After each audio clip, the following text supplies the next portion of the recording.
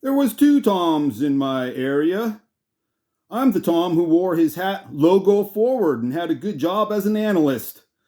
I don't know what the other Tom did, but I'm pretty sure he wore his hat backwards and hung out at Quickie Mart. I'm Tom, the good Tom. And no, this isn't an April Fool's Day gag. Even if you think you have a unique name and won't ever be confused for another person with the same name, think again. I know this firsthand, and so does Jack Warner, and so does the player I'm talking about today. But they have somewhat common names. For some reason, there wasn't a lot of kids named Tom when I was growing up in the 60s and 70s. The only guys named Tom were on TV or played sports.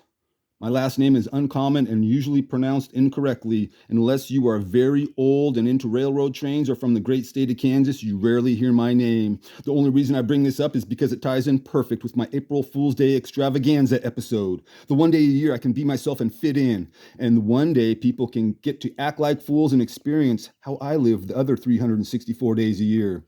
Where are you going with this, good Tom? Don't worry, I'm not going off the rails. This relates to guys having the same first and last name, so hold on here, I'm still on track. Just painting a picture with words so you can hear my feelings and get a bit of the Tom experience having to deal with my name. Hey, thanks for climbing aboard the Hooterville Cannonball as we roll on down the tracks and go through my hometown. Not many people get these references. Hey, I'm going to keep using them anyway. So, of all the places to live, I had to live next to a guy who, one town over, not only had the same first name as me, but the same last name too. What are the odds? As it turns out, we were about the same age. Why is this a problem? Well, it wasn't at first. Sure, back when I was in high school, I would occasionally get phone calls for the other Tom. That's to be expected, and it's not a big deal. But as the years passed, things changed for me, the good Tom. There was a time when I found out that every time I get pulled over while driving, instead of just handing the officer my license, let him run my name, him giving me a ticket, and me going on about my merry way, I would be told to sit tight. That's cop talk. Minutes later, here come more cops, and now I'm told to get out of the car. More cop talk. So they pat me down and tell me to wait by their car. It's always the same routine, and it doesn't matter what I say, they do what they want. This happened a few times in my town and around my neighborhood, and once in front of my work, all for minor traffic violations. I always say I don't believe in luck, but I believe in timing and odds. But what are the odds of having a guy with the same name as me? He lives one town over, and we're about the same age. And he's probably a convicted felon. I just gotta say it, that's just bad luck. How come the other Tom couldn't be a document analyst like me, or a baseball player like Donald, Eugene, Leppert, nickname Tiger, second base, MLB debut, 1955, opening day? I always give a player's full name out of respect for the name. But in this episode, it serves as another purpose. It actually distinguishes between the two Don Lepperts. You see, Don had the same problem as me. There was another guy named Don Leppert that also played the majors around the same time, but was a year younger and was around for a lot longer and more well known than the Don Leppert I'm talking about. What are the odds? Well, if your name is Jack Warner, I'd say very good. As you know, there were three Jack Warners and they all played the majors. A coincidence, kind of, but Jack Warner is not an uncommon name. My name situation is different. The other Tom, one town over, made some bad decisions that would cause me grief. I, on the other hand, made my own grief when I made some bad decisions, like my failed home business selling indoor outhouses. So, as not to confuse anybody, I'm not going to mess with you like I did on the Jack Warner show. I wonder how many of you even got that joke. Of course, I'm not good at telling jokes. I probably made it so you didn't figure it out. Anyway, so I'll just say, of the two Don Lepperts, I am discussing the older one, born in 1930 and is from Memphis, Tennessee, the guy they call Tiger. It's not often I find out the story behind a nickname. Most aren't explained or are self-explanatory. Was he called Tiger because of his reflexes? Maybe he was really mean. Or was he what the ladies call a tiger in the bedroom? Don't know. I'm going to throw some wood on that fire and get this Hooterville Cannonball moving. Let's roll. Don played football and baseball at Christian Brothers High School in Memphis, while at the same time playing for his American Legion baseball team, the Memphis Corbets.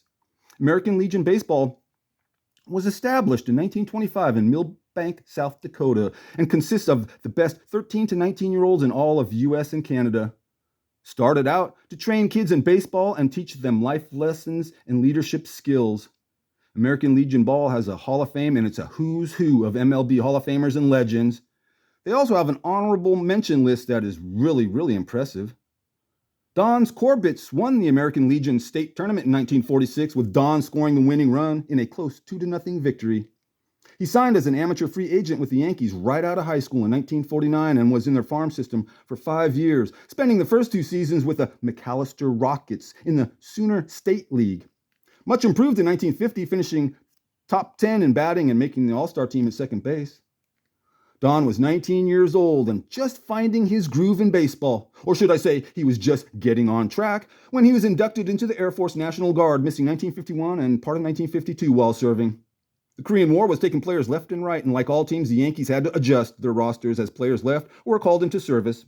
Because Don could play any infield position, the Yankees sent him wherever he was needed. His first stop after getting out of the service was Iowa, playing for the Quincy Gems, Class B in the 3I League. And in his very first game, Don hit for the cycle, drove in 6 runs, and then hit a home run in the next game. He hit 8 homers in his 52 games with that club and would quickly move up the Yankees farm system, playing on 4 different clubs that season, making it all the way up to AAA.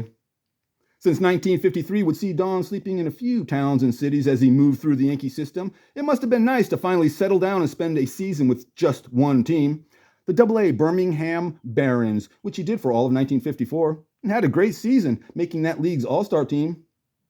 Don Eugene Leppert would be part of the biggest trade in MLB history.